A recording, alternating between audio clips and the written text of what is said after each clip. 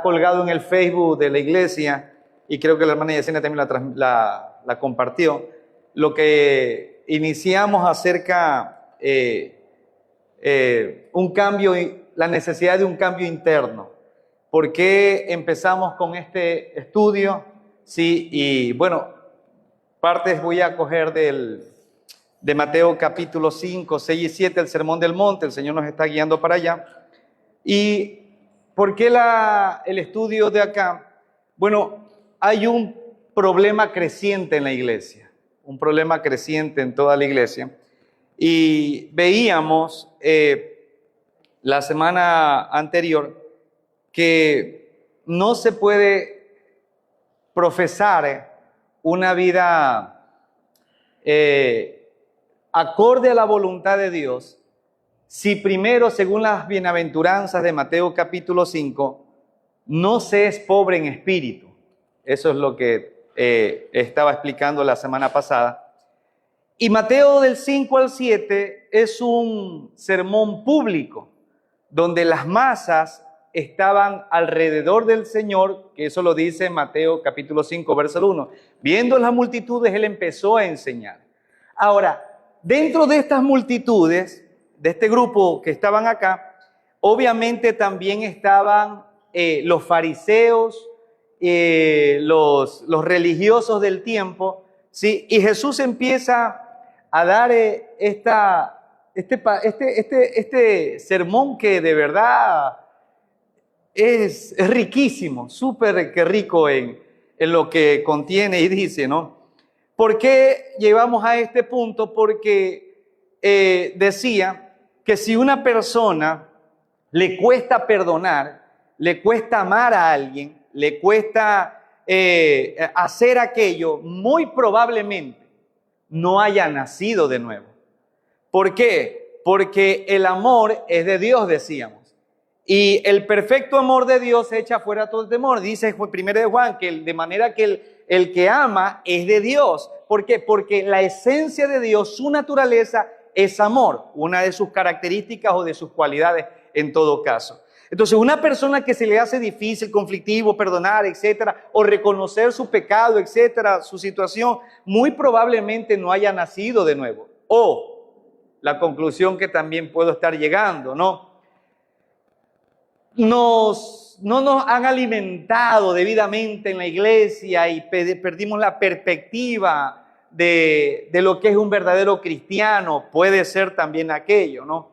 Pero vamos a ver qué dice la Escritura. Ahora, decía que las bienaventuranzas la semana pasada, usted no puede llorar, usted no puede ser manso, usted no puede tener el reino de los cielos si primero no pasa por este orden lógico que el Señor nos da, que es el pobre en espíritu. Sin ser pobre en espíritu, usted no obtiene ninguna de las demás bienaventuranzas. No es para usted, no va a ningún lado, ¿sí? En eso. Y ser pobre en espíritu, yo decía que era declararse en bancarrota, es verse a sí mismo infeliz y que no puede hacer absolutamente nada por ganarse el reino de los cielos. No puede, es imposible aquello. Entonces, si no arrancamos con ser pobres en espíritu, no podemos llegar a las demás bienaventuranzas y no podemos llegar en una sana conclusión a Mateo capítulo 7, donde el Señor dice, ¿a quién compararé a esta generación?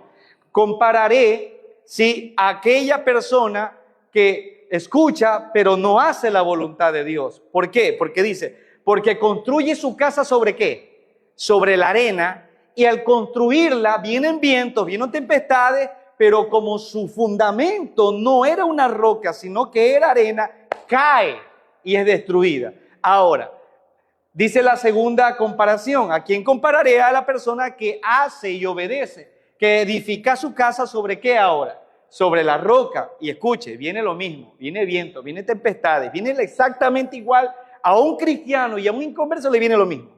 Los mismos problemas, las mismas dificultades. Usted se enferma siendo cristiano, los impíos también se enferman. Usted a veces tiene dinero, los impíos también a veces no tienen dinero, etc. Es la misma situación. Y Jesús hace esa analogía. ¿Por qué la hace exactamente igual? Porque hay dos tipos de personas. dos tipos de o clases de personas: los que son hijos de Dios y los que no son hijos de Dios, pero que tratan de imitar la conducta de un verdadero cristiano en todo caso. Y hablábamos de que los fariseos tenían prácticas, ¿sí?, que Jesús recrimina o les reclama esa práctica. ¿Por qué razón? Porque ellos se creían justos y creían que eran merecedores del reino de los cielos. Y yo en estos pasajes veo del 13 al 16, donde el Señor habla de la sal y la luz del mundo, veo que el Señor se está dirigiendo al grupo en sí, pero especialmente a este tipo de personas. ¿Por qué? Porque ellos quieren figurar ser algo agradable hacia Dios, pero delante de Dios absolutamente no lo son. Ahora, vamos a Mateo capítulo 5, sí, y dice verso 13 al 16, vosotros sois, sí, la sal de la tierra, pero si la sal se desvaneciere, dice ahí, ¿con qué será salada? Mateo 5:13, ¿sí?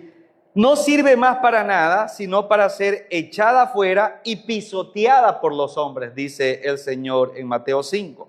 Ahora en el verso 14 dice, vosotros sois la luz del mundo, una ciudad asentada sobre un monte no se puede esconder, ni se enciende una luz y se pone debajo de un ataúd, un baúl, un almud, sino sobre el candelero arriba, y alumbra a todos los que están en la casa, y dice ahí, así alumbre vuestra luz delante de los hombres, para que vean vuestras buenas obras y glorifiquen a vuestro Padre que está en los cielos. Así lo dice. Entonces, cuando Jesús dice en el Sermón del Monte, después de las bienaventuranzas, que ellos son la luz del mundo, ¿a quién le dice aquello? ¿A quién usted cree que le dice ellos? Que son la luz del mundo, ¿sí? O la sal de la tierra, ¿sí? A sus hijos. Y sabe que a los que les está diciendo, para ir entrando a este estudio, para ir un poquito más rápido, les está diciendo, no a cualquiera, les está diciendo que vendrán a ser la verdadera sal y la luz del mundo a los que son pobres en espíritu. No a los que lloran, no a los mansos, no a los humildes, no a los que se creen humildes, son los que son pobres en espíritu. A ellos les dice el Señor, ustedes que son pobres en espíritu, que reconocieron su incapacidad y que pidieron auxilio, se arrepintieron porque se dan cuenta que están desprotegidos, que van al infierno. A ustedes pobres en espíritu, yo les digo, dice el Señor, sean la sal y la luz de este mundo. ¿Sí? Está claro esa cuestión. Ahora, aquellos que son pobres en espíritu es lo que les está diciendo a los que son sal y luz. Y continúan entonces, a estos que son sal y luz, ellos continúan creciendo en sus virtudes por causa de ser pobres en espíritu. Y lo que quiero decirles es lo siguiente: las bienaventuranzas demuestran o reflejan el carácter de verdaderos seguidores de Cristo.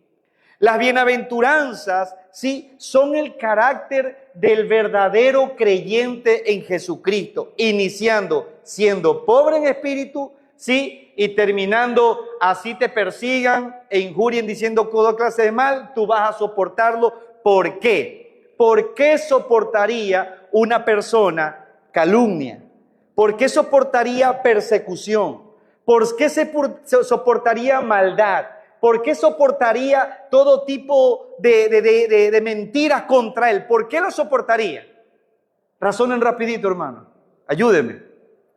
¿Por qué? Porque tienen el carácter de Dios en su vida, iniciando con ser pobres en espíritu y culminando en persecución en eso. Y el Señor dice, ¿por qué razón van a aguantar esto? Porque tienen en un sentido lógico, sistemático, sí, ordenado, va creciendo en el carácter del Señor. Ahora, ¿cuál es el problema? El problema es que dentro de las iglesias están personas que no son pobres en espíritu y que por alguna manera ingresaron diciéndole, engañándole, haz una profesión de fe, déjame escribir tu nombre en la libretita, repite conmigo esta oración, y te ingresaron acá. Pero mire, la Biblia, por ejemplo, en 2 de Timoteo 3:14, habla que toda la palabra de Dios es útil, habla de un poder, una utilidad que tiene, ¿para qué? Para transformar. a la persona. Tiene el poder. O sea que, ¿qué es lo que ocurre con mucha gente que predica o que aconseja o que quiere tratar de ayudar en una situación y que en una persona? ¿Qué es lo que ocurre? Muchas de las veces nosotros como cristianos queremos ir a edificar esa persona. ¿A qué me refiero esto?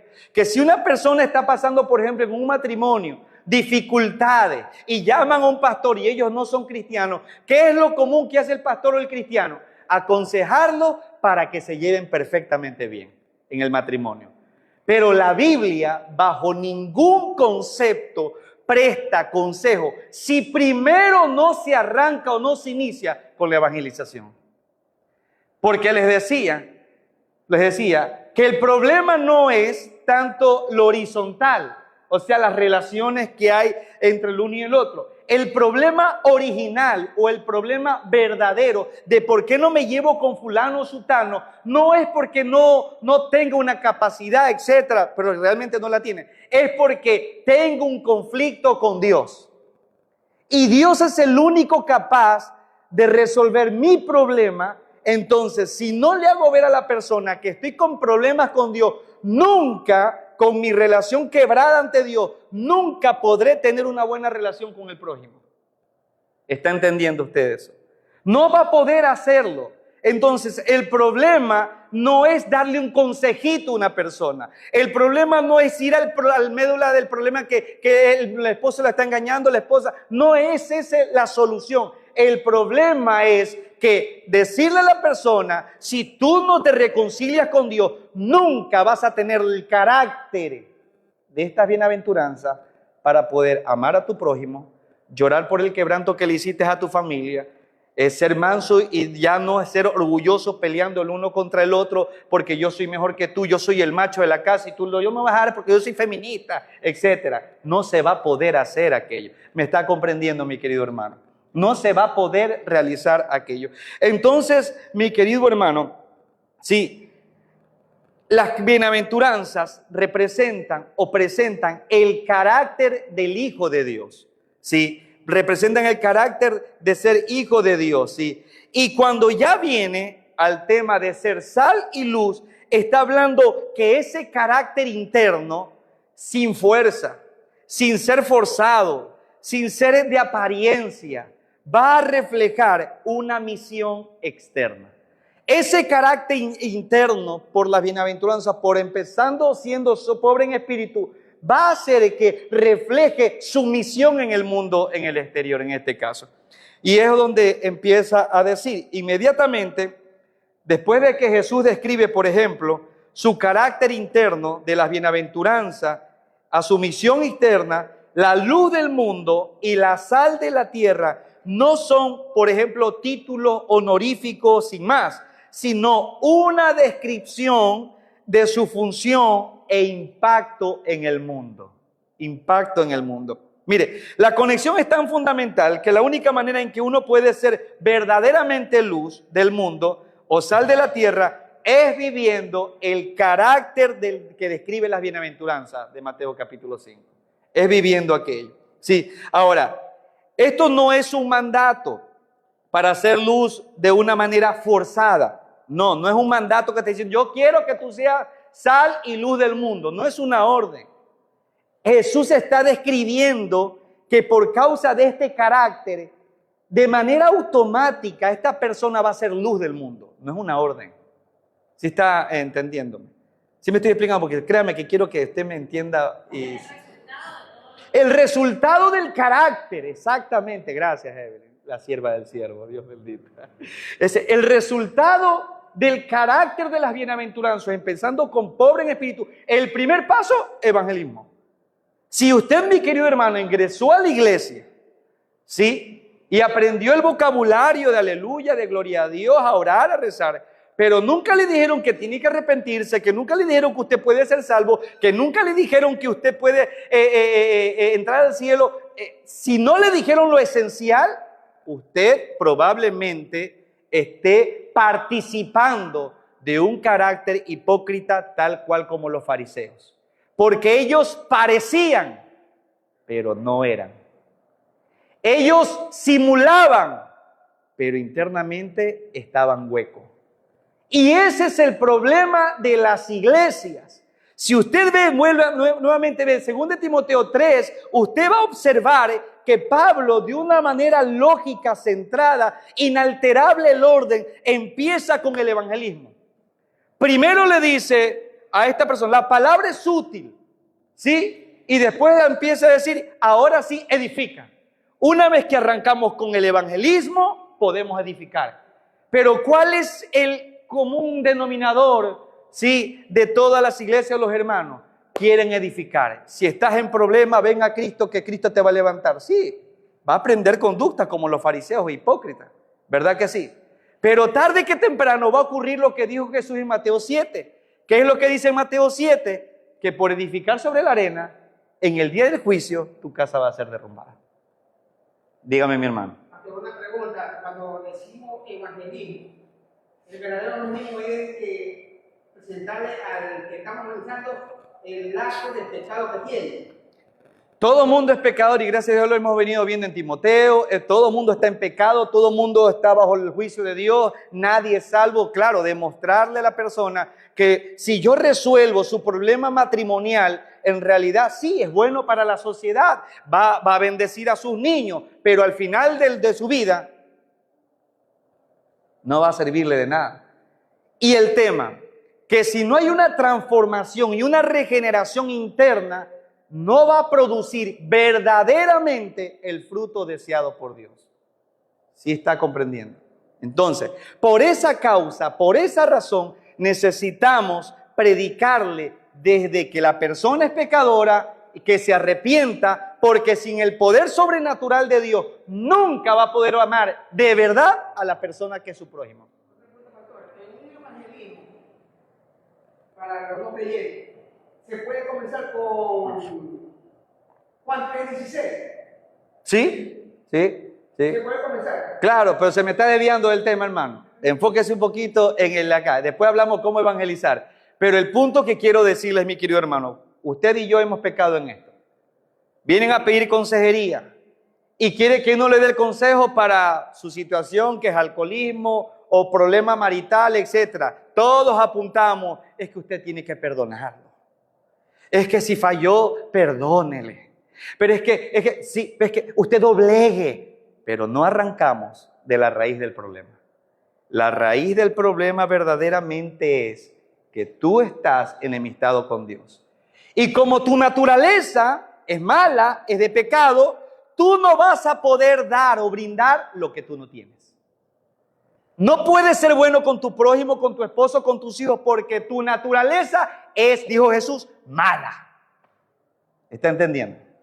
Entonces el problema no es suavizar o poner parches de agua tibia a una persona. Tu problema es que hay una enemistad grande con Dios y obvio tu corazón está endurecido, está encallecido, está inapropiado para poder agradar a alguien. ¿Por qué? Porque tu corazón está apartado de Dios. ¿Qué necesita esa persona? Regeneración. ¿Qué necesita esa persona? Transformación, una transformación interna. ¿Para qué? Para que según Ezequiel capítulo 36, venga con esa persona, ¿qué cosas?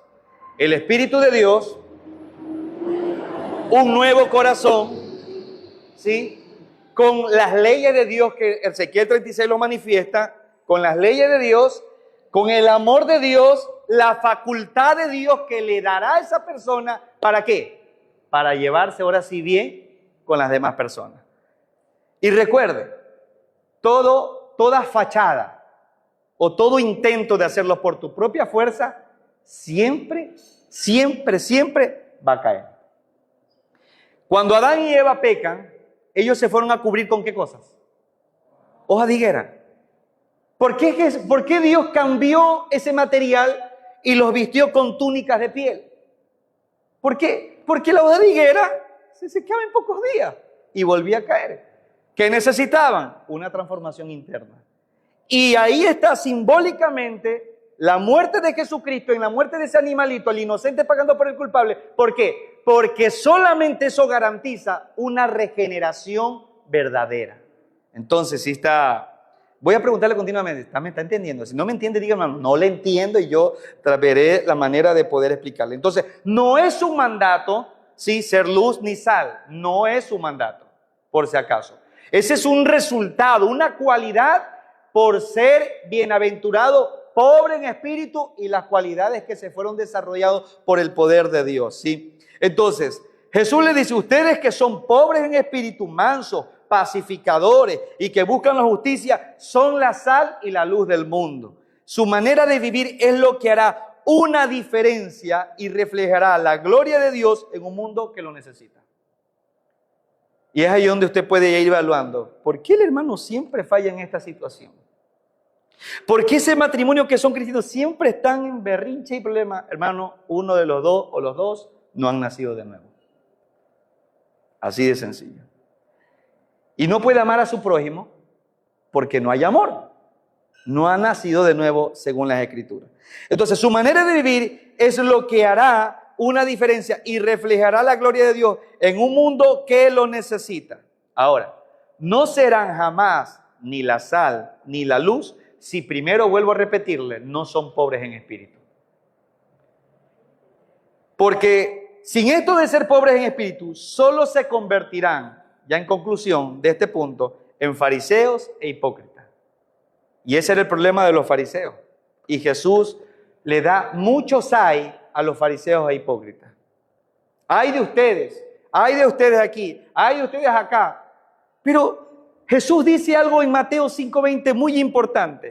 Si tu justicia no sobresale o sobrepasa a lo de los escribas fariseos, no entrarás en el reino de los cielos. Mateo 5:20. Y yo me puse a analizar, pero a ver, estos hombres hacían buenas obras, oraban, ayunaban, iban a la iglesia, adoraban, etcétera, etcétera, etcétera. Si lo pongo en el contexto de un cristiano, es lo que hace un cristiano. Entre comillas. Exactamente igual. ¿Qué es lo que está diciendo Jesús? Que si no sobrepasa esa justicia de apariencia, que es un producto de una transformación interna, no va a entrar al reino de los cielos. O sea que el requisito, una vez más, el Señor lo está enfocando, que nazca de nuevo, que sea pobre. Empiece por lo más básico, pobre en espíritu. Tú eres una persona infeliz, pecadora, que no vas a entrar al reino de los cielos a menos que reconozcas tu maldad, tu incapacidad, que eres pecador y que necesitas el rescate de Dios. Si no, no hay entrada. Así de sencillo. Dijo la propaganda, ¿amén o no amén? Sí. La mayoría de las personas creen que son buenas. Así es. Yo me pongo ahí delante, porque siempre digo, uno no puede hacer nada bueno. Cuando nosotros hacemos algo bueno, es porque el espíritu nos motiva a hacerlo. Pero de pronto cuando hacemos algo bueno, nosotros creemos, ay, que somos buenos. Y tratamos de ser libres de ser bondadosos, de ser generosos, de ser buenos. Y es mentira. Así es. No, y hay gente que puede hacer bondades, pero es una fachada o una práctica farisaica. Y ya vamos a dónde vamos a ir para que ustedes vean cuál es el propósito de ser luz. Vamos a ver, sigamos. Entonces, la pobreza de espíritu es la base fundamental, es la base, no hay otra, no hay otro camino. Solo Cristo, reconocer que eres pecado y que lo necesitas, punto. Y de verdaderamente humillarte ante Dios y suplicarle salvación. Entonces, el fundamento es la pobreza en espíritu para la demás bienaventuranza. Y por extensión, entonces, da la capacidad de ser sal y luz en la tierra, del mundo. Y aquí está la razón por la cual es tan profundo esto. ¿Por qué? Porque la pobreza en espíritu es el fundamento. No hay otra, es el fundamento. Y escúcheme, si ser pobre en espíritu es el fundamento, pero a usted le dijeron, repita conmigo esta oración. A usted le dijeron, acepta a Cristo. A usted le dijeron, anótate aquí. Entonces usted usó otro fundamento que no fue el verdadero. Y usted tiene un grave problema. Y tiene que examinarse, tiene que analizarse. Y es ahí donde usted tiene que observar si realmente es un genuino creyente o es pura fachada, esforzándose porque le dijeron, renuncia a ese pensamiento que quizás no eres hijo de Dios. Eso es del diablo. No, usted está pensando porque usted mismo está viendo que quizás su fruto no está siendo sólido o coherente con lo que la Biblia me está diciendo. No es el diablo, es su misma conciencia que le está acusando. ¿Está bien? Entonces, la pobreza de espíritu es el fundamento. Sí. Es la humildad que nos lleva a darnos cuenta de que no podemos salvarnos a nosotros mismos. Le vuelvo a repetir, que no tenemos mérito ante Dios y que dependemos completamente de Él y de su gracia. Completamente de Él y de su gracia. Usted no puede, yo no puedo. Es el primer paso para una relación genuina con Dios. Ese es el primer paso. Sin pobreza de espíritu, si una persona se considera rica en espíritu, es decir, que ella se siente, como dijo la hermana, buenas obras, yo he hecho lo de aquí, es autosuficiente y se cree justa por sus propias obras, no tiene entonces necesidad de un Salvador. Jesús dijo cuando llamó a Leví, Leví, sígueme, estaba en el banco de los tributos, el tributo, y de manera automática Leví deja eso. Se produjo en él una orden divina. Como dice la Biblia, así como cuando Dios dijo, sea la luz, en ese hombre muerto en su delito y pecado, alumbró el Espíritu de Dios y nació Cristo. Por eso es que ese hombre automáticamente deja todo y lo sigue al Señor. ¿Cuál es el resultado con Leví? Invita a todos los publicanos y pecadores a su casa a una fiesta. ¿Y cuál fue la crítica que hicieron los hipócritas? Tus maestros, cena pues con esos bandidos, esos ladrones, mira esos traidores de esto, los hipócritas. Y Jesús, ¿qué le dijo? Yo no he venido por los sanos. Yo vine por los enfermos. No que eran sanos. Ellos se creían sanos. Es otra cosa muy distinta. Se creían que estaban bien. Se creían que ellos ya merecían el reino de los cielos. Y Jesús dice, mire, mijito, para mí, escuche, es lo que trata de decir el Señor. Para mí, y esto es peligrosísimo, hermano. Para mí es más difícil, dice el Señor, tratar con ellos que se creen justos que contratar con uno que verdaderamente es un pobre en espíritu y que es un miserable y que me dice, sé propicio a mí, Señor, porque soy pecador. El mismo Señor Jesús lo está diciendo en ese Lucas capítulo 5, versos 30. Es así. El mismo Señor tiene problemas para tratar con este tipo de personas que más fácil es tratar con estas personas. Por eso es que cuando usted se tope con una persona, pero yo soy bueno, lo que decía la hermana, yo sí voy a entrar al cielo. No. Ore por él, Dios te bendiga y nos vemos. Continúe. No más, no se puede hacer nada. Entonces, mi querido hermano, sin pobreza de espíritu, si una persona se considera rica, sí, autosuficiente, no tiene necesidad del Salvador, porque cree que va a entrar al cielo. Así es. Ahora, ¿cuál es el peligro de la hipocresía? ¿Cuál es el peligro? El gran peligro de intentar ser luz y sal sin haber pasado por la pobreza de espíritu es precisamente lo que mencionó, convertirse en un fariseo e hipócrita. Se convierte en eso. Ahora, los fariseos de la época de Jesús se veían a sí mismos como espiritualmente ricos. Ellos cumplían la ley meticulosamente. ¿Lo decían o no lo decían? Cuando viene este muchacho, les decía la semana antepasada, viene este muchacho, ¿qué haré para ganar la vida eterna? Cumple los mandamientos, todos los he hecho. Y Jesús le demuestra que ni el primero había cumplido.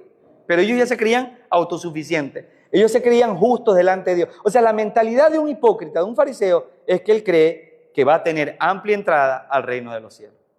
Esa es y que está la garantía total. Entonces, pero si su motivación no es el amor a Dios, todo lo que usted haga, no es amor a Dios, sino la jactancia, la autojustificación, el orgullo y la aprobación de los demás, su luz es falsa. ¿Sí? Era una actuación superficial, no el reflejo de un corazón transformado por Dios. Vamos a ver Mateo capítulo 6, del 1 al 5, rápidamente. Y este es el carácter de los que son hipócritas o fariseos. Dice ahí, guardaos de hacer vuestra justicia delante de los hombres. ¿Para qué cosa? Para ser vistos de ellos. De otra manera no tendréis recompensa de vuestro Padre que está en los cielos. Cuando des limosna, no hagas ¿qué cosa? Tocar trompeta delante de ti, como hacen los hipócritas en las sinagogas y en las calles. ¿Para qué? Para ser alabados ¿por quién? Por los hombres. De cierto les digo que ya tienen su recompensa. Mas cuando tú des limosna, no sepa tu izquierda lo que hace tu derecha, para que sea tu limosna en secreto, y tu Padre que se ve en lo secreto te recompensará en lo público. Verso 5. Y cuando ores, no seas como los hipócritas. ¿Por qué? Porque aman orar en las calles, en pie en las sinagogas y en las calles de la esquina, para ser visto de los hombres. De cierto le dice que ya tienen su recompensa. Estos hombres hacían buenas cosas, ¿sí o no? ¿Sí o no? Sí. Pero ¿cuál era su objetivo? Ser visto y alabado por la gente. Eso es lo que está diciendo. Ahora, en el mismo capítulo, versos 16 y 18, ahora viene con prácticas cristianas. Sigue con las prácticas cristianas. Cuando ayunes, no seas austero. O sea, tu cara así, ay hermano, que vengo un ayuno de 40 días y 40 noches. Olvídese de eso, hermano. No seas austero como los hipócritas, porque ellos demudan su rostro para mostrar a los hombres que ayunan. De cierto les digo que ya tienen su recompensa. Pero tú, ¿a quién le está dirigiendo esa palabra? Según lo que dice Mateo 5, 6 y 7, recuerde algo, hermano, es un solo sermón. Es uno solo. Le está diciendo a los pobres en espíritu, a los que han nacido nuevos. Pero tú, le dice ahí, cuando ayunes, unge tu cabeza. O sea, peínate, ponte bonito, perfúmate, es lo que más. Y lava tu rostro, o sea, no pongas tu cara, ay, mira las lágrimas que vengo, etcétera. Para no mostrar a los hombres que ayunas, sino a quién. Dígamelo usted. ¿A quién? A Dios, al Padre. Sino a tu Padre que está en secreto, y tu Padre que ve en lo secreto te recompensará en público. Es lo que está diciendo en Mateo capítulo 5 las bienaventuranzas. Es exactamente lo mismo. ¿Sí?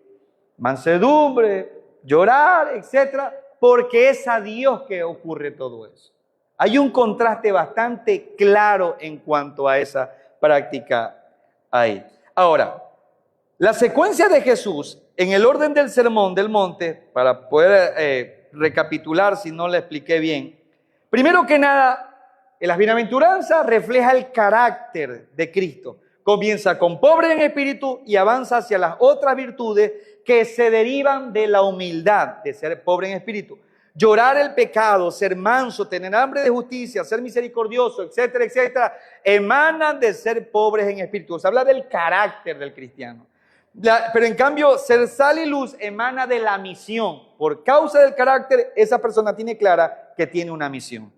Una vez que el carácter interno ha sido transformado por la gracia de Dios, no por obra, no por mérito, por la gracia de Dios, Efesios 2:10. Por gracia sois salvo. Y esto es porque tú oraste.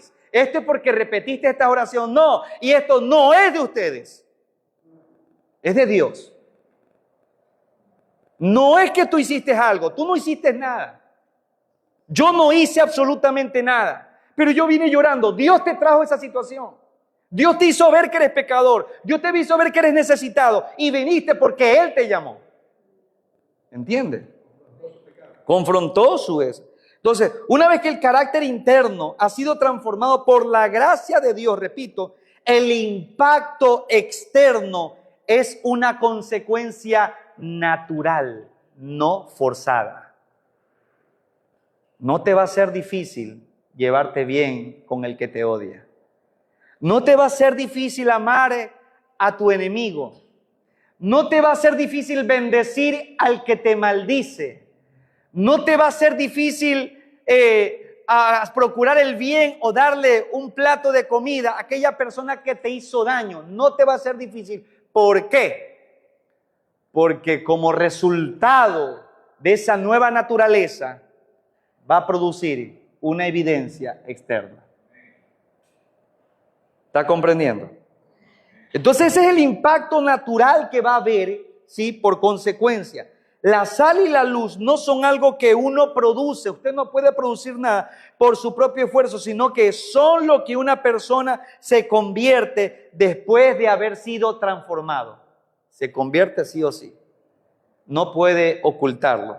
En conclusión, en este aspecto, la verdadera luz que brilla en un seguidor de Cristo no es de su propia bondad. No es porque tú lo quieres, sino el reflejo de la gloria de Dios en un corazón humilde y necesitado. Por lo tanto, sin la base de la pobreza en espíritu, la luz que uno intenta mostrar a cualquier persona es falsa. Es falsa y el resultado es hipocresía y una no transformación genuina. Ahora, dice Mateo 5:13, dice, vosotros sois la sal de la tierra. Lo dice ahí, sí lo leyó, ¿verdad? Pero si la sal se desvaneciere, ¿con qué será salada? Si la sal se desvanece, dice, no sirve para nada. Esto quiere decir que un genuino, pobre en espíritu, nacido de nuevo, en este caso, un genuino convertido por el poder y la gracia de Dios, nunca dejará de ser sal genuina. Nunca. Mire Juan 15. Juan capítulo 15. Y vamos a ver una conexión de lo uno con lo otro. Juan capítulo 15, verso 1 al 6. Si la persona ha nacido y es pobre de espíritu, su sal nunca se desvanecerá. Mire Juan 15, 1 al 6. Yo soy la vid verdadera y mi Padre es el labrador. Todo pámpano que en mí no lleva fruto, lo quitará, y todo aquel que lleva fruto, ¿qué ocurre? Lo limpiará para que lleve más fruto. Y ahí le dice, y quiero que me preste atención antes de continuar, Mateo 5 es dicho a un público abierto, a la multitud, y dentro de ese grupo fariseos e hipócritas estaban ahí. Ahora lo de que está diciendo la vid verdadera lo dice en un grupo cerrado, directamente a todos sus discípulos, en la cena del Señor, la última cena de la Pascua. Ahí le está diciendo el Señor todas estas cosas. Se las está diciendo a los creyentes. Por eso le dice, el que lleva fruto lo limpiará. ¿Para qué? Para que lleve más fruto. Ya vosotros, está hablando de una afirmación contundente. Ya vosotros estar limpios por la palabra que os he hablado. Recuerdan 2 de Timoteo capítulo 3, 14, la palabra de Dios tiene el poder, es útil, ¿para qué? Y empieza. Es la palabra. Ya vosotros estáis limpios por la palabra. La palabra es el único elemento que el Espíritu Santo usa para que se produzca el efecto de un verdadero nacimiento y por consecuencia llevar fruto. La palabra de Dios. Y dice, ya vosotros estar limpios por la palabra que os he hablado, dice, permaneced en mí. Es una orden, ahí sí. Pero Jesús, que le está hablando a su grupo de discípulos selectos, a los que son salvos, le dice permaneced. Nunca les dijera permaneced si él supiera que por sus propias fuerzas ellos no permanecerían. ¿Por qué? Porque la salvación ¿de quién es? Desde el Antiguo Testamento decía, la salvación es de Jehová.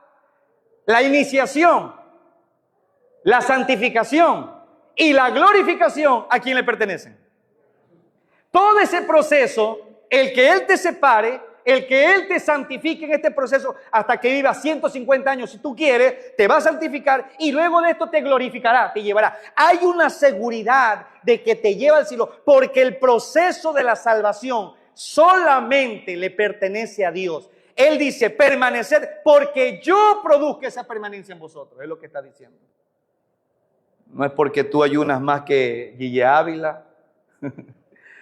Sí, claro que hay que ayunar, que hay que orar, que hay que hacer todo esto, por supuesto.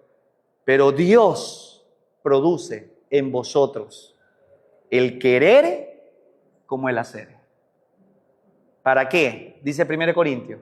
Para que no haya jactancia delante de él. ¿Está comprendiendo, mi amado hermano? Entonces sigue diciendo, permaneced en mí. ¿Por qué? Y yo en vosotros, como el pámpano no puede llevar fruto por sí mismo, si no permanece en la vid, así tampoco vosotros si no permanecéis en mí. Yo soy la vid, y ahora sí les dice directamente a su discípulo.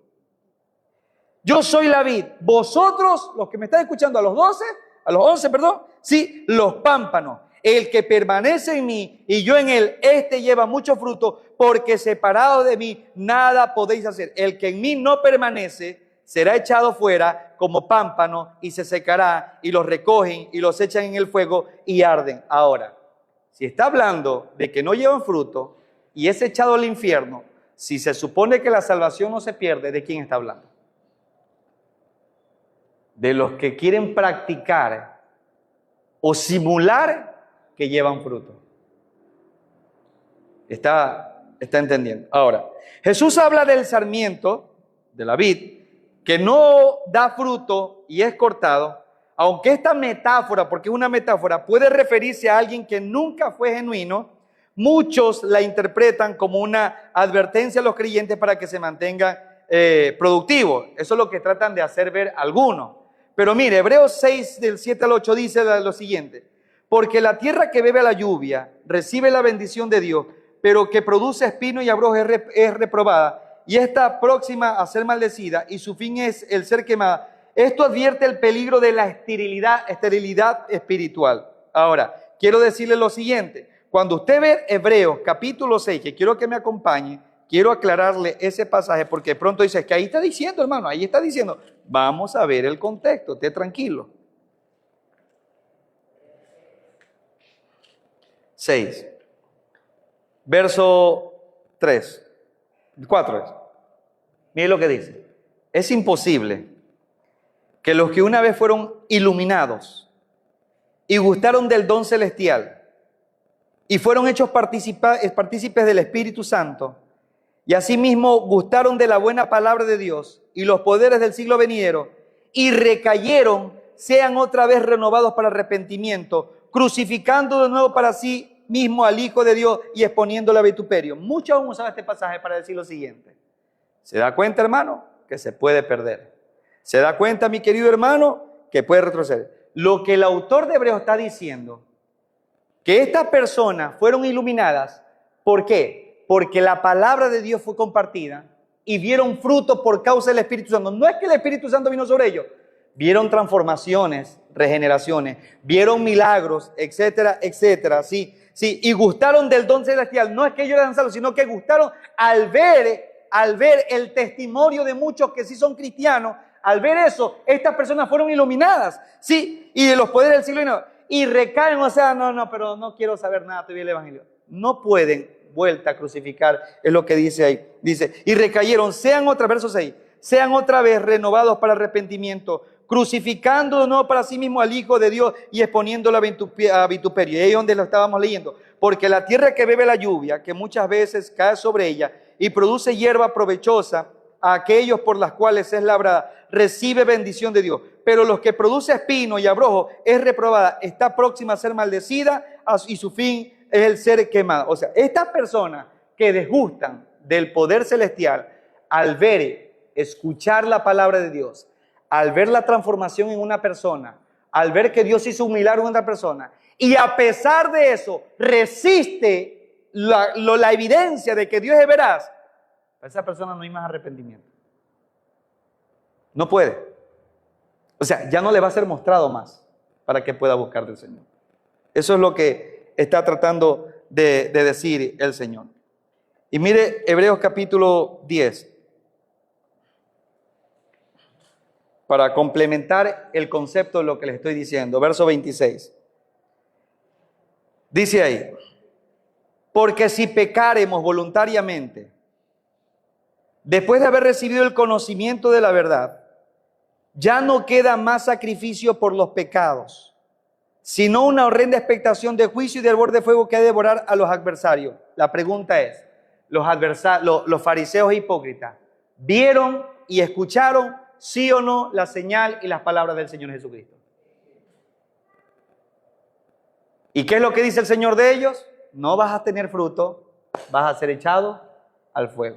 O sea, una persona que escucha, ve, observa, pero por su propia voluntad decide no queda más rescate para esa persona. ¿Sabe lo que dice el Señor? Solo para esa persona queda una horrenda expectación de juicio y hervor que lo va a devorar. ¿Cuándo? En la venida del Señor Jesucristo. Cuando Dios diga a los de la derecha, al reino, y los de la izquierda, al fuego, allá.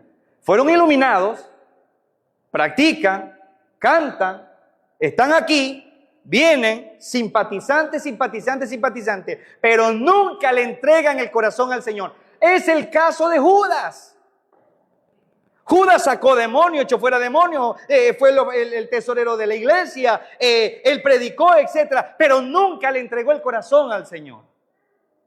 La diferencia, que él esperó a Judas, una horrenda expectación de juicio y hervor de fuego que lo devora.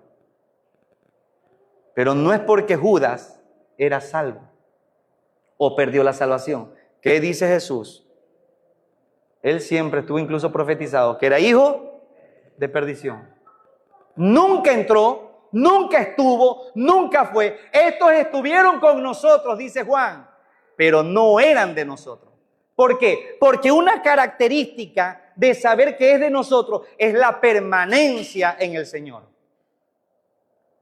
No eran de nosotros porque si hubiesen sido, o sea, la lógica de Juan, si ellos hubieran sido del Señor, estarían y permanecerían con vosotros. ¿Por qué? Porque eso no lo da la fuerza humana, eso lo da el Señor. Porque el compromiso de Dios no es con los que no son sus hijos, solo con sus hijos. ¿Me está comprendiendo, hermano? Sí, está clara la figura. Bueno, entonces, la sal insípida nunca fue sal genuina, la que dice, vosotros sois la sal, y si la sal pierde, se vuelve insípida, no sirve para otra cosa, sino para hacer. O sea, esto es un desafío para los hipócritas. Eso es lo que está diciendo el Señor. ¿Y cuál es el argumento? Desde el punto de vista, la sal insípida representa a un hipócrita o a un seguidor nominal que en el fondo no posee la verdadera naturaleza de un hijo de Dios. La salinidad es una característica inherente a la verdadera fe. ¿Cuándo usted ha visto que la sal pierde sus cualidades? Dígame. ¿Pierde o no pierde? A ver las amas de casa, vamos a ver. ¿Pierde o no pierde? Nunca. Sal es sal. Nunca pierde sus cualidades o sus características. Y vamos a ver más adelante un poquito más.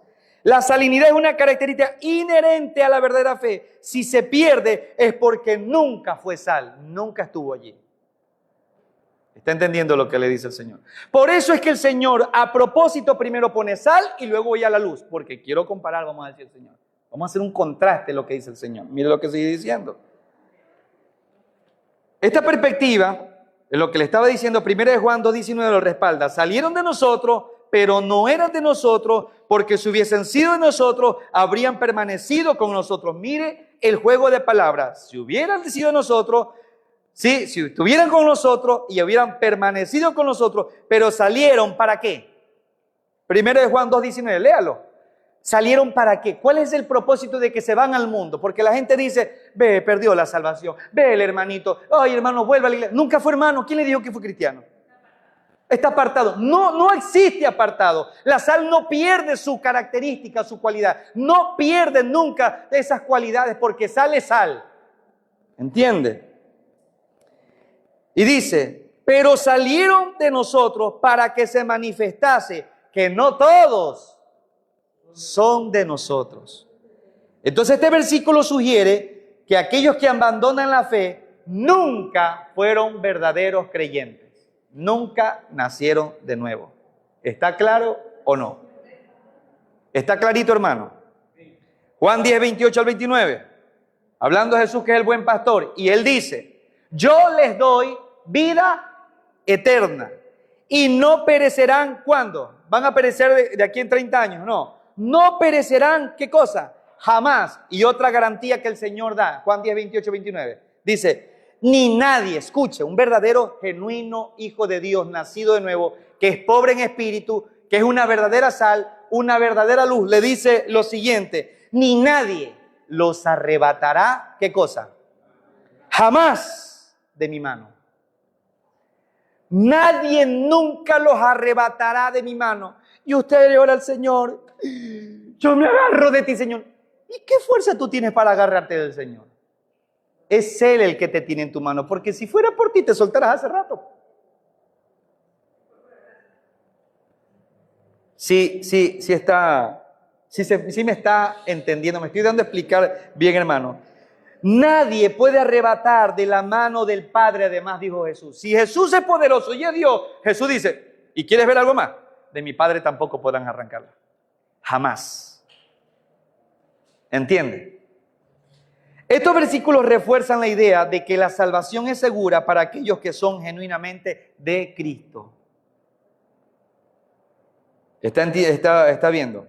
Un pobre entonces en espíritu genuino, que ha sido verdaderamente transformado por la gracia de Dios, es llamado a vivir de tal manera que su vida refleje esa gracia, luz y sal. El pasaje nos advierte entonces sobre el peligro de la indiferencia y nos insta a ser fieles en la vocación. No porque usted lo produce, es porque el Señor lo quiere. Ahora, esta ilustración, hermano, es un contraste de aquellos que realmente no son sal. Completamente un contraste. Y esto por decirle de alguna manera indirecta a los fariseos que quizás pretendían ser sal por las obras que hacían, porque se creían justos. Pero su vida, la de los fariseos hipócritas, hermano, era insípida. Totalmente. Insípida. Sin sabor, sin propósito, sin nada. Porque realmente es insípida porque no son sal. No son sal. Es decir, no son genuinamente convertidos. Ahora, muchos teólogos sostienen precisamente mi postura para poder reconciliar las enseñanzas. Vamos a ver, escúchenme. La ilustración de la sal insípida, que Mateo 5:13 representa, es un contraste y es una advertencia también. No es que la sal se puede perder sus cualidades, no, es un contraste y es una advertencia. Y la enseñanza de la vid y los pámpanos de Juan 15, lo que habíamos leído, es una promesa y es una afirmación. Y voy a explicarle por qué. La sal que es insípida es una advertencia para los hipócritas. ¿Por qué? Jesús pronunció el sermón del monte en un contexto, vuelvo a repetirle, público, delante de las multitudes, que incluían a sus verdaderos seguidores, pero también había una gran cantidad de personas curiosas y muy probablemente estaban los fariseos y los otros líderes religiosos. Por eso es que Jesús lanza todas estas cosas. Y es muy probable que la ilustración de la sal que se desvanece, que pierde su sabor, haya sido una advertencia directa o indirecta para aquellos que tenían una religión superficial. Y hermano, con toda seguridad yo le digo, muchos se han cambiado del catolicismo al evangelio. Yo no tolero, hermano, perdónenme, o sea, sé que hoy vinieron algunos y gloria a Dios, hermano, pero yo no comparto que una persona se congregue solo domingo a domingo. Porque si el deseo es conocer a Dios, y obvio, si hay alguien que enseñe bien la palabra de Dios, ¿cuál va a ser el deseo del genuino cristiano? Aprender más, acercarse. Pero si una persona solo de domingo a domingo, si es que el caso, y si se le presentó una invitación, y si se le presentó un viajecito, o se le presentó alguna cosa, se perdió 2 semanas, hermano, y viene contento y quiere cenar, hermano, pregúntese. Realmente pregúntese si es o no es. Ahora, obviamente, que si tiene un trabajo y el horario no le permitió, esa es otra cosa. O por una cosa, o por algo que realmente le impide una emergencia, algo, es otra cosa. Hermano, pero yo reconozco que en muchas iglesias, hermano, los cultos menos visitados son de las enseñanzas. Es así. Entonces ahí le viene la pregunta, ¿por qué los mismos hermanos siempre vienen? ¿Y por qué el resto no viene?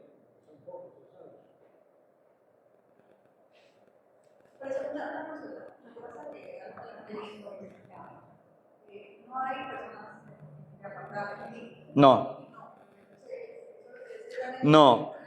Ese lenguaje de que el hermanito se apartó y se fue al mundo, sí, es un lenguaje que créame, yo me pregunto y el diablo se ha de rascar la cabeza, ¿y esto de dónde se inventaron eso? Que el hermano se apartó. Hermano, de acuerdo a la Biblia, a un estudio concienzudo, no existe el apartado. No existe. Existe el de Dios en la luz, existe hijo de Satanás, tiniebla. No hay entre que te veo luz y te veo tinieblas. No existe. O eres o no eres. ¿Mandé? Eso. Jesús le dice al final en una de las iglesias: por cuanto no eres, mi hijito, vea, ni frío, ni caliente, pero eres tibio, yo te vomito. Y la pregunta es, ¿usted qué vomita? Una persona, algo descompuesto, algo que está podrido, que produce asco. Eso es lo que produce. Hermano, usted dice, ¡ay! Tan fuerte. El Señor es que lo dice, no lo digo yo. ¿Eres o no eres? Y si no eres, procura serlo. Si no eres. Y si eres, esfuérzate. Y Jesús lo dice también en Apocalipsis, en la final, dice, mira, mijito, el que es inmundo, ¡ay! Ya se con toda la inmundicia. Pero el que es santo, ¿cuál es el producto que va a sugerir en él? Santifícate más todavía. Ese es el deseo del cristiano. Y ese es el otro deseo. Es que me gusta todavía la pachanga, hermano. Hermano, pregúntese. Es que de cuando en cuando sí me levanto mi copa, hermano. Y meto la foto porque me bebí tu recuerdo. Hermano, de verdad. O sea, el problema es que en las iglesias, hermanos, diluyeron el verdadero mensaje. ¿Por qué no amas? ¿Por qué tienes enemigos? ¿Por qué te cuesta? Porque quizás no eres.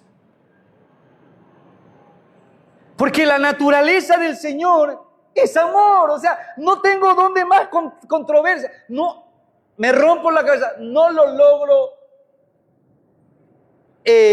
¿cómo se diría? Complementar. Mire al muchacho Esteban. 17 años ese muchacho.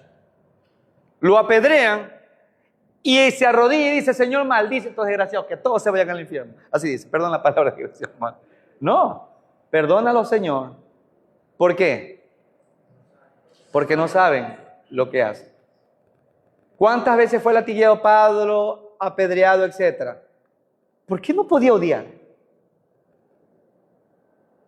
Dentro de la historia del cristianismo hay una historia de una chica de 13 años llamada Blandina. 13 añitos. La capturaron, hermano, esa muchachita. No avancé en nada, hermano. No avancé en nada. A esta niña Blandina la capturan y el fin era de que renuncie a Cristo. Habían cuartos contiguos uno con otro, donde torturaban a los cristianos hasta que renuncien y dicen, maldigo a Jesús, etc. Esta niña, por más de 10 días, según la historia, permaneció que en la máquina del caballo de que descoyuntaban, les arrancaban los bracitos, la descoyuntaban las piernas y la volvían a armar como muñeco.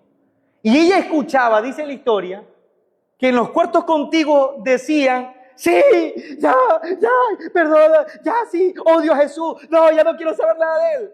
Y ella decía, ¿por qué rechazas al que te salvó? ¿Por qué renuncias al que dio su vida por ti? ¿Por qué? Permanece en él. Sé valiente, decía. Y la volvían a armar y la volvían a desarmar.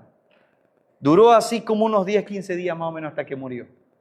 Pero ese es el testimonio que dan de esta niña de 13 años llamada Blandina. ¿Por qué? Porque quien estaba en ella era el Espíritu de Dios. Y solo el Espíritu de Dios produce firmeza, produce el fruto del Espíritu. ¿Cómo empieza el fruto en el Espíritu? Yo quiero que usted me lo diga. ¿Con qué empieza?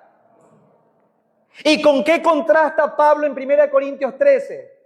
Si tú dices que amas, pero si tú das todo lo que tú quieres, haces buena obra, házetelo acá, pero no tienes amor, el amor de Dios, tú eres un címbalo que retiñe. Pero el fruto del Espíritu es amor, gozo, paz, benignidad, paciencia, etcétera, etcétera, etcétera. Ese es el fruto. Inevitable, mi querido hermano. Pero si inicia con amor, hermano, entonces, ¿por qué cuesta amar, perdonar y mostrar las cualidades del Señor? Sí, yo sé que no colaboran los prójimos. Y a veces yo le digo, Señor, lo perdono, Señor. Tuya es la venganza, pero úsame como tu instrumento. No, esa frase es de mi esposa, ella me dice así. Entonces, mi amado hermano, continúo, un poquito más. Andan en carro propio, hermano, esos pelucones. Entonces es muy probable que la ilustración de la sal que se desvanece es una advertencia directa o indirecta a aquellos que tenían una religión, escuchen, una religión superficial. Los fariseos aparentaban ser sal. Eran piadosos, justos, cumplidores de la ley, pero su vida interior carecía de la esencia y el poder transformador de Dios. Su justicia no era genuina, sino que era una fachada. La sal insípida no es sal que se dañó, no era sal, era un mineral que se parecía a la sal. Quería tomar forma como de sal, pero carece de sus propiedades. O sea que la ilustración de Jesús puede estar diciendo, no se conviertan, en pocas palabras lo que está diciendo el Señor, no se conviertan en sal falsa, cuidado, porque esto no es un mandato, ya se lo dije. Esto es una cualidad inherente del nacido de nuevo. No te conviertas en sal, ten mucho cuidado. ¿Y por qué le digo mucho cuidado, hermano? Porque crean lo que le voy a decir. Jesús dice una advertencia, algo importante. Mejor es que no me hayas conocido, que conociéndome, renuncie.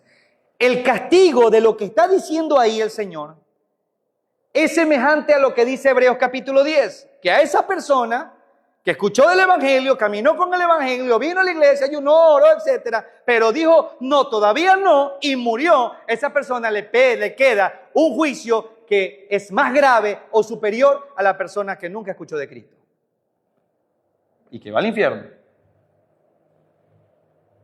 ¿Está oyendo? Claro. No, apóstata es alguien que, como Judas, que vino y que no estuvo. Y que ya voy al mundo, me voy al Mundial 2026, allá voy a jugar. Sí, exactamente. Entonces, no se conviertan en sal falsa, le dice el Señor, en religiosos hipócritas cuya vida no tiene impacto real. Hermano, y analícese, si su vida no está impactando, hay un problema en usted. Yo ya les he dicho de mi propia vida, hermano. Cristiano por muchos años, a nadie impactaba. Caía mal. Esa era la verdad. Obvio. Creía que era cristiano, pero no lo era. Él tuvo que otorgarme nuevo nacimiento. Y una vez que pasó eso, la cosa cambió. Y los testimonios empezaron a derramarse, a darse. ¿Lo forcé? No. ¿Lo forzaba? Sí. ¿Y qué pasaba? Caía mal. Entonces, si su vida no es genuina, no sirven para nada y serán desechados. Ahora, la vid y los pámpanos es una promesa para los genuinos creyentes. La enseñanza de la vid y los pámpanos en Juan 15 fue dada para un contexto completamente diferente, en privado, a los discípulos, como les decía, durante la última cena. Solo a sus discípulos más cercanos. Jesús no le estaba hablando a las masas ya, sino que estaba consolando a los discípulos y fortaleciendo a los seguidores en la intimidad. Y aquí la enseñanza no es una advertencia, sino una profunda afirmación de seguridad y gracia. Juan 15. Yo soy la vid y vosotros los pámpanos. El que permanece en mí y yo en él, este lleva mucho fruto. La palabra clave aquí es permanencia. Si la conexión con la vid, que es Jesús, es real, o sea, si tú has nacido de nuevo y estás en Jesús, porque Él es la savia que vierte en tu vida, es la misma palabra que aparece en la mujer samaritana. Si tú bebes de esta agua, ¿cuál va a ser la consecuencia? No tendrás sed jamás. ¿Y de tu interior qué va a correr? Correrán, no unas gotas, ríos de agua viva. Nunca vas a terminarse saciado. O sea, toda la vida vas a estar saciado con el Señor. Vas a estar extasiado del Señor. Eso es lo que le dice. El fruto es una consecuencia natural e inevitable, mi querido hermano. No tienes que esforzarte para producir el fruto. El fruto se produce a través de la vida de la vid que fluye a través de ti. Entonces, mi querido hermano, una conclusión, digamos así, que resuelve la aparente contradicción es que la persona que se convierte en sal insípida es aquella que no está realmente unida a Cristo, aunque pueda aparentar serlo. Y es el pámpano que nunca se unió a la vid. El genuino creyente es el pobre de espíritu que ha sido unido a Cristo. Jamás se volverá insípida, porque la savia del Espíritu Santo fluye constantemente, es lo que acabamos de decir en él. Y es lo que garantiza que dará fruto y que su vida tendrá un sabor y un impacto genuino, hermano. La sal insípida es un contraste de aquellos que no son genuinamente sal. ¿Ah? Así es, una sal falsa que no es sal. Mientras que la vid y los pámpanos es una promesa de aquellos que son genuinamente salvos darán fruto. Ahora, ¿por qué esto es distinto, esta advertencia de la sal con lo de la luz? Porque hay un contraste muy marcado. Vosotros sois la luz del mundo. Ya no lo dice vosotros, pero si pierden la iluminación, dice, ya no sirve más esa luz, sino como los focos ahorradores de ahora que se queman, que se quemó el LED y echarlo a la bolsa. No, vosotros sois la luz del mundo. Una luz no puede ocultarse, lo dice el Señor. No viene que si es luz, que si no es no. No es. Si no es luz, no brilla. Si es luz, brilla. No puede ocultarse. Punto. No es lo mismo que la sal, que si es insípida, que acá ya cambia. ¿Por qué? Porque ya vamos a ver lo que dice el Señor. El ser luz no es algo ficticio. Esta luz no es ficticia. Me alumbra, me ilumina. Sino que inevitablemente alumbra sí o sí. ¿La luz alumbra o no alumbra? Así es.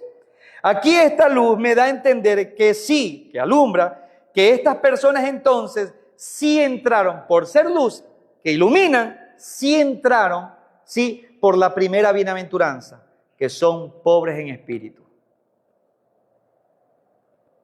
Que nunca se jactan de lo que son, que siempre reconocen al Señor por sobre todo, y que todos sus logros le dicen, Señor, es por tu gracia, es por tu causa, es por lo que tú has hecho en mí. Es que yo no valgo nada, Señor, si tú no estuvieras en mí, nada, etcétera, etcétera. Es un reconocimiento natural, no hipócrita para que me lo escuchen, por decirlo.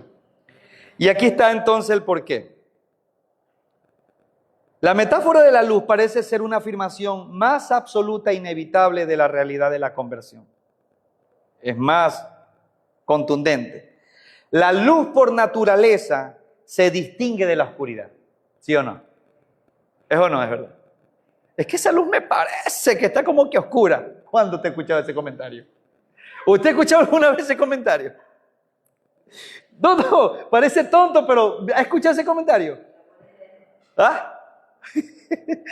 Esa luz me parece que está en oscuridad. Nunca. Luz es luz. La luz por su naturaleza se distingue de la oscuridad.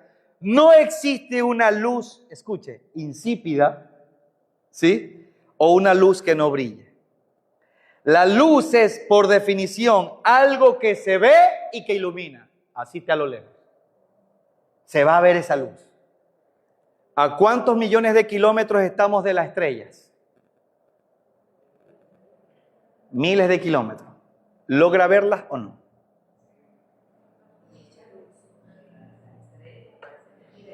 Tiene luz propia, ¿sí? Cuando Jesús dice, vosotros sois la luz del mundo, está haciendo una declaración de, escuche, de identidad sobre aquellos que han entrado, sí, en el reino de los cielos a través de la primera bienaventuranza, pobre en espíritu. O sea que cuando Jesús le dice, tú eres luz del mundo, está diciendo, esa es tu identidad. No es una fuerza, es tu identidad. ¿Cómo te llamas tú? ¿Te esfuerzas en nombrarte Israel? No, es mi identidad. Sí, es inherente a mí, etcétera, etcétera. Entonces, mi querido hermano, cuando Jesús habla de la luz del mundo, está hablando, ya ahí, si es insípida, no, es su identidad. Es una identidad. Está haciendo la declaración de que esa es tu identidad. ¿Por qué? Porque entraste al reino de Dios. Consecuencia de entrar al reino de Dios por ser pobre en espíritu es que vas a brillar. Explicándolo de mejor manera. Pobre de espíritu es el reconocimiento de qué, y escucha el contraste, todo es lógico en el Señor, tiene sentido. Ser pobre en espíritu es el reconocimiento de nuestra propia oscuridad espiritual, ¿sí o no? Como eres oscuridad por tus pecados, porque has venido acá y como vienes al Señor pobre en espíritu, ¿qué es lo natural? Ya no vas a tener oscuridad, vas a ser luz. Pedro lo acompaña y dice que antes estabas muertos en tus delitos y pecados, bueno, eso lo dice Pablo, pero dice que estando en el reino de las tinieblas, oscuridad, tinieblas, fuiste por su Hijo trasladado ¿a dónde? Al reino de su Hijo. Luz. Iluminación. La conversión, hermano, cuando usted se convirtió al Señor, es el momento en que somos iluminados por la gracia de Dios, recibiendo a Jesús, quien es la verdadera luz del mundo. Ser luz del mundo no es un esfuerzo por brillar, pero hay muchos que se esfuerzan, sino el resultado natural de que la luz de Cristo habita en nosotros. La luz es la evidencia inevitable de la transformación interior. Es inevitable. Mientras que la sal insípida podría ser una advertencia contra la hipocresía o una fe superficial que no tiene sustancia, la luz que alumbra es una afirmación de que la verdadera fe es visible y no puede ser escondida. Aquí no hay medias tintas. Me parece que el hermano sí, me parece que no. ¿Sí o no? ¿Eres o no eres? ¿Blanco o negro? Sí. Por lo tanto, la conclusión acertada es que aquellos que son verdaderamente luz han pasado por la primera bienaventuranza, pobres en espíritu, y han experimentado una genuina transformación. Y el fruto del espíritu será inevitable en esa persona. El amor tiene que surgir. El gozo tiene que florecer. La paz interior nadie te la va a arrebatar. Etcétera, etcétera, etcétera. Ahora, en esta analogía de la luz, añade que esa luz alumbra y dice algo importante. Así alumbre vuestras buenas obras, dice el Señor. ¿Sí o no? ¿Lo dice o no dice? Verso 16. Mateo 5, 16. Se me están durmiendo, hermano. Pensé que estaban activos. Ya me voy nomás.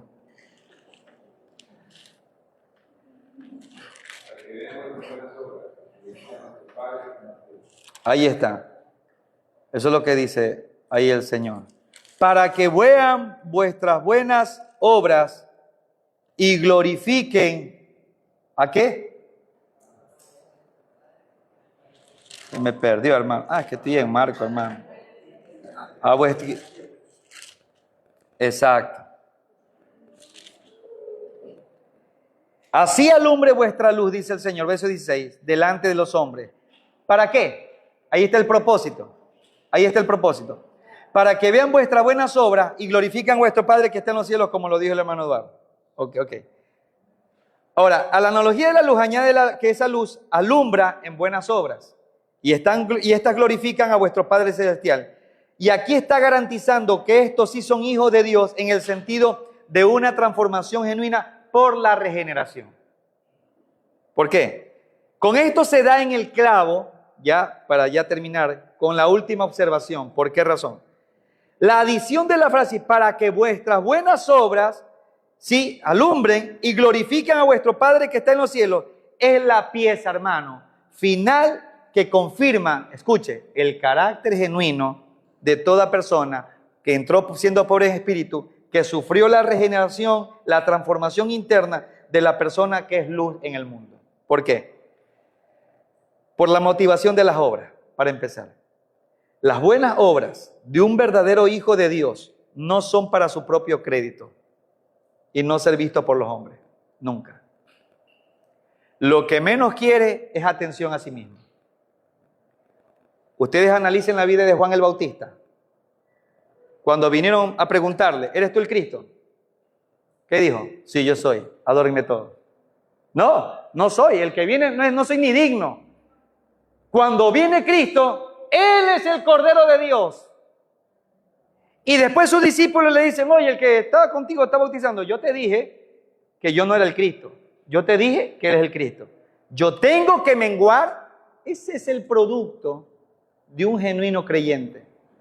Yo tengo que menguar, tengo que amar a mi enemigo, eso significa menguar.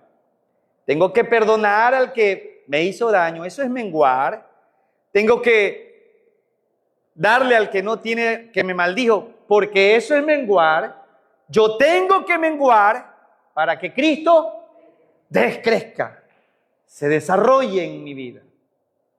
Tome todo de mí con tal de que su luz brille. El verdadero propósito entonces de las obras es llevarlos al Padre. Y mire lo que continúa. Ya aquí ya estoy terminando. ¿Sí? Un verdadero hijo de Dios no son para sus propios créditos las obras para ser vistos, como Jesús luego advierte contra los fariseos en Mateo 6. Su propósito principal de ser hijo de Dios, de ser luz, de ser regenerado, es que la gente que las vea, las buenas obras, dirija su atención ¿a dónde? ¿Y su alabanza a dónde? A la persona que las hizo. No, sino que dirija su atención a Dios el Padre Celestial, porque lo dice Mateo 5:16. Así alumbre vuestra justicia delante de los hombres para que se enorgullezcan. No, dice, para que vean vuestra buena obra y a través de esas buenas obras glorifiquen a vuestro Padre que está en los cielos. Ahí está. La evidencia entonces de la regeneración en este pasaje establece un vínculo inquebrantable entre la transformación interna, la regeneración y la evidencia externa, las buenas obras. La luz de un creyente no es una luz propia, ese es el reflejo del carácter de Dios. Por lo tanto, las buenas obras son el fruto inevitable de un corazón que ha sido regenerado por el Espíritu Santo. No es un medio para la salvación, sino la prueba de que la salvación ya ha ocurrido en la persona. ¿Por qué amas? ¿Por qué perdonas? ¿Por qué continúa? Porque es un fruto por lo que ocurrió internamente en ti. Somos luz del mundo, dijo Jesús. Es la nueva identidad por regeneración. Y que alumbre vuestra luz y significa la manifestación natural de esa nueva identidad. En buenas obras es la forma que la luz se hace visible, en buenas obras. Y glorifican a vuestro Padre. Es el resultado y el propósito de todo, glorificar a Dios en todo.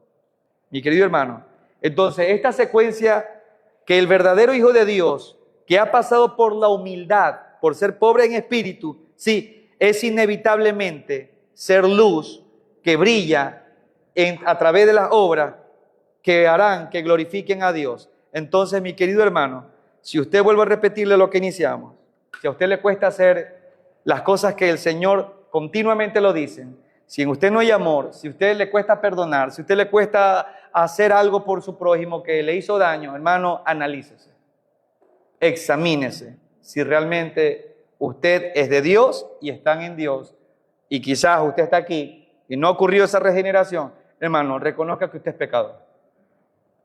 Reconozca que con usted no hay nada bueno. Reconozca que usted es un miserable merecedor del infierno y que suplique el auxilio de Dios. Porque para esto vino el Señor Jesús. Para deshacer las obras ¿de qué? De las tinieblas. Amén. Bueno, oremos. Señor, te doy gracias por esta palabra tuya, Dios. Padre, glorifico tu santo y bendito nombre, Dios.